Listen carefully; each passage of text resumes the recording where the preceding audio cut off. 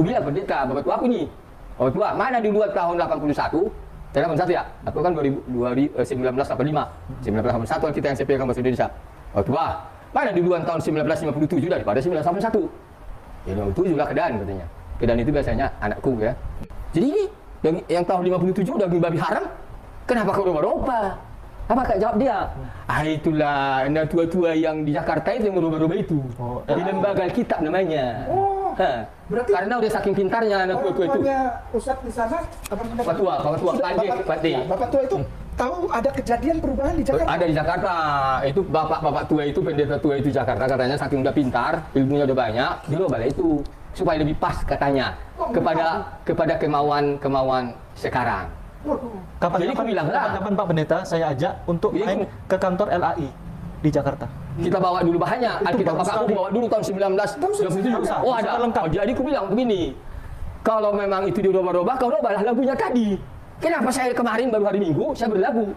Firman-Mu Tuhan tiada berubah, dahulu sekarang selama-lamanya tiada berubah, tiada berubah, tiada berubah, tiada berubah.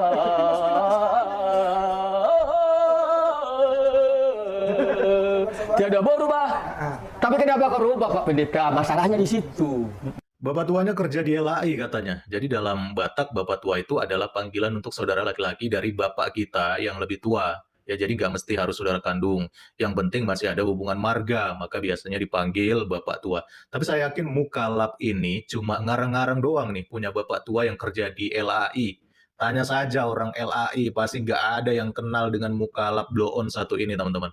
Dan di video saya juga sudah menjelaskan dan membahas mengenai perubahan atau penyesuaian dalam terjemahan Alkitab. Karena memang dari tahun ke tahun, kosakata bahasa Indonesia itu disesuaikan dengan perkembangan zaman. Tapi sekali lagi ingat, original teksnya itu tidak pernah berubah-ubah. Karena itulah yang menjadi patokan kita di dalam menerjemahkan ke dalam berbagai bahasa. Jadi wajar kalau ada penyesuaian, karena memang kosakata itu sifatnya dinamis dan berkembang menurut perkembangan zaman. Justru kalau terjemahan tidak disesuaikan, itu justru aneh. Kan nggak mungkin dong kita sudah di tahun 2024, tapi kita masih memakai kosakata terjemahan yang lama yang sudah kuno. Kan nggak relevan lagi dengan zaman saat ini. Jadi ingat, terjemahan memang harus disesuaikan dengan kosakata, tetapi original teksnya itulah yang dikatakan tidak pernah berubah. Dan ini jadi polemik lah di saya. Akhirnya sejak itu saya baca di Alkitab. Saya catat. Yesus berkata, Yesus menjawab, iblis berkata. Kata iblis, kata Yesus, kata iblis. Begitu ke dalam-dalam membaca Alkitab ini, ketemulah aku, berpikir-pikir aku, kok iblis ini silaknatullah kalau bahasa sekarang. Kalau di sana, si Boris pertanduk, Rasul Hasea, yang kurang ajar, yang tidak benar, pembangkang, perusak, jahat sekali. Tapi dipikir aku begini, iblis membawa Yesus ke gurun pasir. Satu kasus. Satu lagi ada lagi, iblis membawa Yesus dan menaruhnya di bumbungan gereja. Bahasanya begitu. Maksudnya Yesus ini ditaruh di palas-palas gereja, di atap gereja yang tingginya itu. Fix teman-teman, Mukalab satu ini adalah seorang penipu, sama halnya dengan Kainama ya. Jadi dia ngaku mantan pendeta, tapi menyebut bait Allah itu sebagai gereja ya. Padahal tidak ada disebutkan di dalam ayat yang dia kutip tadi mengenai gereja. Tetapi Yesus dibawa ke bubungan bait Allah, bukan di palas-palas gereja. Ini mengaku mantan pendeta, tetapi hal yang sederhana begitu saja, dia tidak tahu ya. Jadi memang sudah takdirnya, sesama penipu, ya, sesama pencemooh, mereka akan duduk dalam satu kumpulan, karena mereka ini adalah orang-orang yang satu frekuensi. Dibilangnya, pandanglah Yesus yang mulia semua dunia ini. Tapi kalau kau sembah aku berikan semua dunia ini sama kau. Yang aku bukan masalahkan omongannya.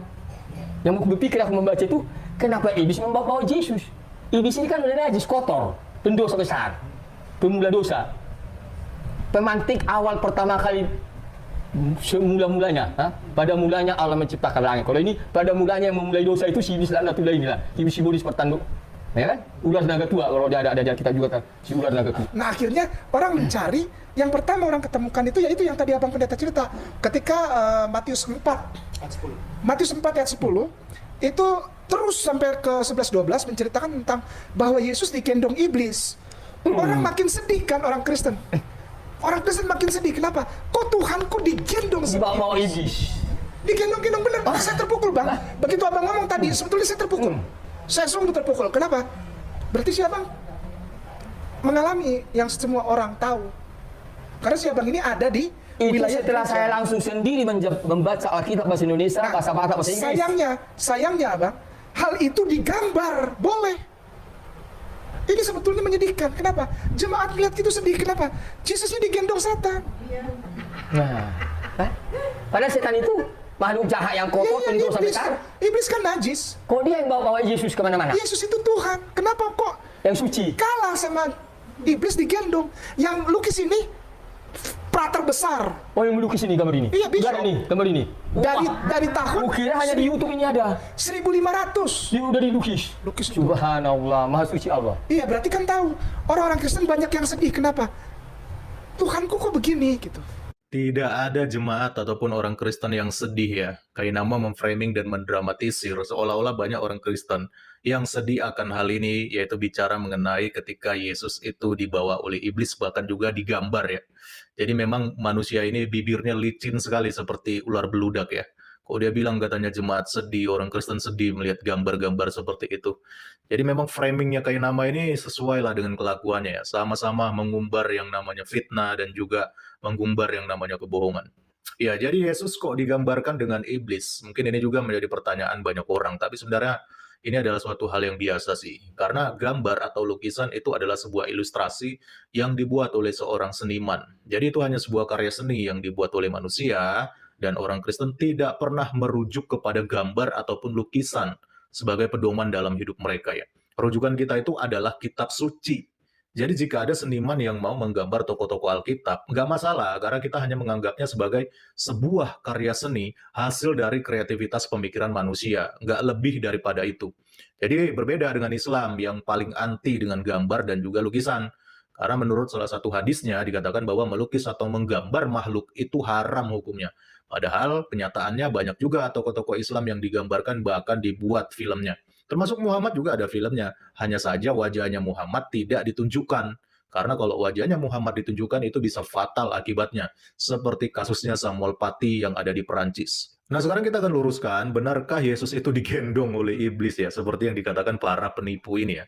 Dan ternyata di dalam terjemahan original teksnya tidak ada satupun kata yang menerjemahkan dengan kata menggendong.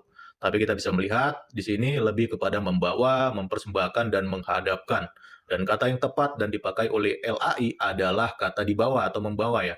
Lalu kenapa Yesus kok bisa dibawa oleh iblis? Jadi kita harus tahu terlebih dahulu teman-teman bahwa Yesus itu adalah pribadi kedua dari Allah Tritunggal yang inkarnasi menjadi manusia sejati ya. Jadi 100% manusia tetapi tetap dia mempunyai natur 100% Allah. Jadi sebagaimana layaknya manusia ya, manusia sejati, ia juga harus mengalami hal yang sama seperti layaknya manusia ya. Mengalami yang namanya kelaparan, kehausan, mengalami banyak hal, kelelahan, dan juga dia tidur, dan dia juga makan, teman-teman. Karena memang dia datang inkarnasi sebagai manusia sejati, gitu loh. Jadi dia juga nggak lepas dari yang namanya pencobaan, seperti yang juga sering dilakukan oleh iblis kepada manusia-manusia lainnya, agar manusia tersesat dan akhirnya mengikuti kemauannya si iblis. Nah, Yesus ini juga mengalami hal ini ketika dia dicobai di padang gurun oleh si iblis ini. Tetapi meskipun demikian, natur kemanusiaan Yesus tidak sekalipun menyerah dan juga mengikuti kemauan si iblis. Apa yang dilakukan oleh kemanusiaan Yesus ini juga sebenarnya merupakan teladan yang harus diikuti manusia lainnya, bahwa kita pun bisa menang melawan iblis dengan segala penyesatannya sama halnya seperti yang dilakukan oleh Tuhan Yesus. Terlihat bagaimana iblis di dalam keinginannya untuk mencobai Tuhan Yesus, dia selalu memakai firman Tuhan dengan cara memutarbalikannya, dan ini sama halnya dengan yang iblis lakukan ketika dia menggoda Hawa di Taman Eden. Jadi setiap kali iblis ingin menyesatkan manusia, dia juga memakai firman Tuhan. Bahkan juga ketika dia mencobai Tuhan Yesus, dia mengatakan di dalam Matius pasal 4 ayat 3, "Jika engkau anak Allah, perintahkanlah supaya batu-batu ini menjadi roti." Tetapi Tuhan Yesus tidak tertipu dan dia tidak mau mengikuti kemauan si iblis ini. Makanya dia juga memakai firman-Nya dan menjawab, Ada tertulis, manusia hidup bukan dari roti saja, tetapi dari setiap firman yang keluar dari mulut Allah. Lalu iblis juga belum puas, dia juga sesatkan lagi firman Tuhan dengan mengatakan, jika engkau anak Allah, jatuhkanlah dirimu ke bawah, sebab ada tertulis, mengenai engkau, ia akan memerintahkan malaikat-malaikatnya dan mereka akan menatang engkau di atas tangannya, supaya jangan terantuk kepada batu. Dan kembali Tuhan Yesus meluruskannya dengan mengatakan, ada pula tertulis, janganlah engkau mencobai Tuhan Allahmu. Belum juga puas, iblis kembali mencoba Yesus untuk ketiga kalinya di sini dengan menunjukkan kemegahan dunia dan akan menyerahkannya kepada Yesus asalkan Yesus tunduk kepada iblis. Dan akhirnya Yesus pun menjawab, "Enyalah iblis, sebab ada tertulis, engkau harus menyembah Tuhan Allahmu dan hanya kepada Dia sajalah engkau berbakti." Lalu akhirnya iblis menyerah dan dia meninggalkan Yesus, dan sementara itu malaikat-malaikat datang untuk melayani Yesus. Jadi strategi iblis ini persis seperti yang dilakukan oleh Kain. Ya, shalom teman-teman. Terima kasih sudah menonton video ini dan kiranya video ini menjadi berkat bagi kita semua. Jadi dari video ini teman-teman kita bisa belajar ya, bisa kita mengetahui bahwa para mualaf ini memang sengaja mereka berbohong atau mengumbar kebohongan mereka di agama atau di keyakinan mereka yang saat ini atau di keyakinan mereka yang terbaru, sehingga mereka diberikan panggung untuk berbicara, untuk melakukan suatu kebohongan seperti Ustadz Kainama, yang dimana sudah jelas dari klarifikasi Kainama bahwa memang dia benar-benar berbohong, dia benar-benar tidak pernah sekolah, dia benar-benar tidak pernah sekolah teologi teman-teman, dan tidak pernah menjabat sebagai pendeta. Nah, jadi itu saja yang perlu saya sampaikan kepada teman-teman semua, supaya cukup kita tahu bahwa memang mereka pindah keyakinan, meninggalkan kekristenan bukan karena mereka mengerti kitab suci, melainkan karena memang mungkin masalah perut, mungkin masalah yang lain teman-teman ya, sehingga mereka mengambil keputusan untuk meninggalkan kekristenan.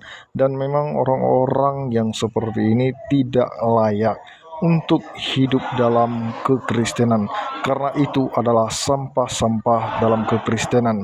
Jadi puji Tuhan kalau mereka sudah keluar, jadi mereka tidak buat ulah dan mereka tidak menjadi sampah dalam kekristenan.